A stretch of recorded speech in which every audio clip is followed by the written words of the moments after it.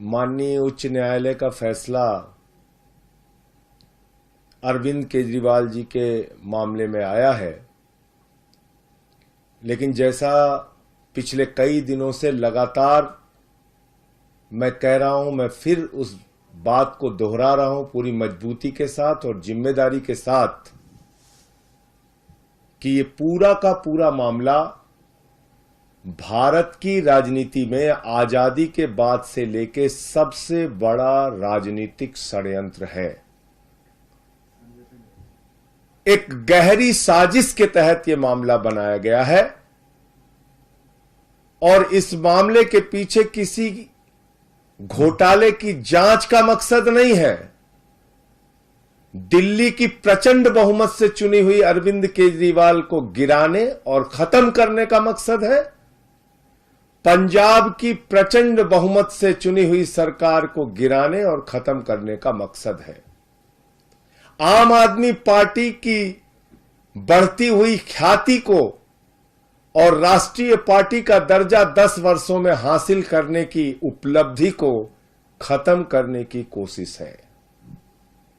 क्योंकि शराब घोटाला तो भारतीय जनता पार्टी ने किया है, वहां तो मनी ट्रेल मिल गया, 60 करोड़ का मनी ट्रेल मिल गया, लेकिन कोई कार्रवाई अब तक भारतीय जनता पार्टी के नेताओं पर नहीं हुई। और अरविंद केजरीवाल जी के मामले में झूठे गवाह तैयार किए जाते हैं, बेबुनियाद आरोप लगाए जाते हैं। 10-10 गवाहों के 10-10 बयानों को छिपाकर षड्यंत्र के तहत 2 ही बयान कोर्ट के सामने लाए जाते हैं। 10 बयानों में से 8 बयान छिपाकर मात्र 2 बयान कोर्ट के सामने लाए जाते हैं। और मैं फिर से दोहरा रहा हूं, मगुंटा रेड्डी, राघव रेड्डी के 10 बयान थे। अंतिम 2 बयान में जैसे ही उन्होंने केजरीवाल जी का नाम लिया, तुरंत उसके बेटे को बेल मिल जाती है। और मगुंटा रेड्डी कौन है? आज की तारीख में वो एनडीए का प्रत्याशी है। आंध्र प्रदेश में नरेंद्र मोदी जी की तस्वीर लगा के वोट मांग रहा है, जिसके ऊपर भारतीय जनता पार्टी और ईडी ने शराब घोटाले का आरोप लगाकर उसकी जांच शुरू की थी। आज वो कैसे मोदी की तस्वीर लगा के वोट मांग रहा है? मुझे जवाब दो भारतीय जनता पार्टी के लोगों। शरद रेड्डी 12 बयान उसके लिए जाते हैं, अरविंद केजरीवाल जी के बारे में एक शब्द नहीं बोलता। अंतिम 2 बयान में बोलता है, 10 बयान में नहीं बोलता। और जैसे ही 2 बयान में वो नाम लेता है केजरीवाल जी का, उसको तुरंत बेल मिल जाती है और वो छूट जाता है कमर दर्द के नाम पे। ये राजनीतिक षड्यंत्र नहीं तो और क्या है? चंदन रेड्डी नाम के एक गवाह का कान का पर्दा फाड़ दिया गया, हाई कोर्ट में उसने अपील की। समीर महेंद्रू पे दबाव बनाया गया, अरुण पिल्लई पे दबाव बनाया गया, गवाहों को डराया गया, धमकाया गया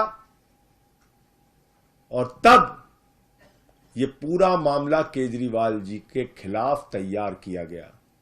मैं पूछना चाहता हूं भारतीय जनता पार्टी के लोगों से, मैं पूछना चाहता हूं हिंदुस्तान की राजनीति में आजादी के बाद से लेकर अब तक की सबसे भ्रष्ट पार्टी भारतीय जनता पार्टी से और बीजेपी की सरकार से, क्या आप मुझे जरा बताइए कि जब 60 करोड़ का सीधा मनी ट्रेल तुम्हारे खिलाफ मिल गया तो तुम्हारे नेताओं से पूछताछ ईडी और सीबीआई क्यों नहीं कर रही? क्यों नहीं अब तक एलजी ने चिट्ठी लिखी, जांच की?